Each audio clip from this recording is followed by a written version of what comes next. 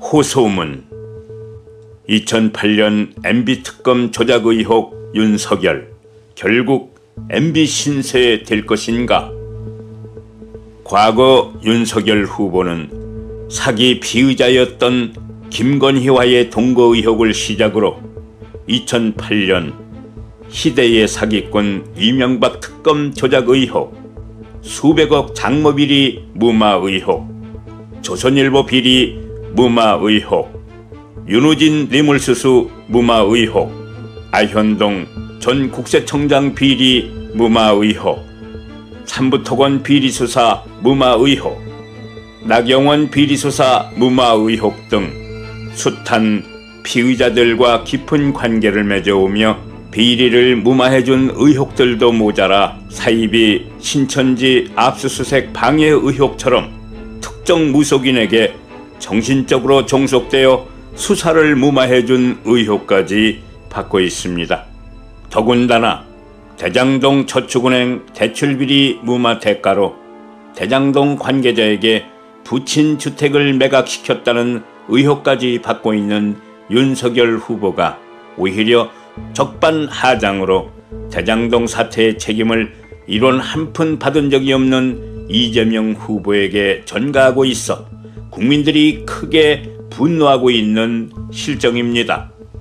이렇듯 온갖 비리 의혹으로 점철된 윤석열 후보가 뻔뻔스럽게도 감히 대한민국의 대통령 후보로 나설 수 있었던 것은 검찰 보수 언론, 친일 적폐 세력들이 결탁한 이익집단 카르텔이 윤석열 후보의 수많은 비리 의혹들을 철저히 은폐해왔던 반면 이재명 후보에게는 없는 죄까지 만들어 국민 여론을 호도해온 정치공작 때문이었다 할 것입니다.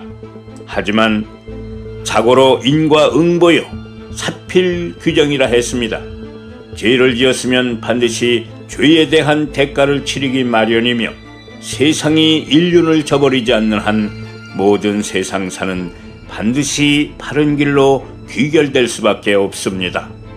과거 시대의 사기꾼 이명박이 다스, 도곡동 BBK 등 수많은 방법 의혹에도 불구하고 언론 카르텔의 준동으로 대통령에 당선되고 윤석열 후보의 이명박 특검 조작 의혹으로 무사히 대통령에 취임할 수는 있었지만 촛불혁명으로 민주주의의 헌정이 바로 서자 결국 구속되어 죄에 대한 대가를 치르고 있듯이 윤석열 후보 또한 이명박처럼 대통령에 당선된다 한들 결국 언젠가는 그 죄가 밝혀지면 구속될 수밖에 없을 것입니다.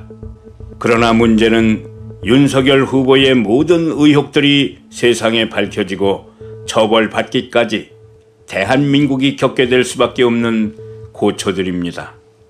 우리는 무능한 이명박의 당선으로 주식이 반토막이 나는 경제 위기를 겪어야 했으며 박근혜의 당선으로 국정농단과 전쟁 위기까지 버텨내야 했습니다.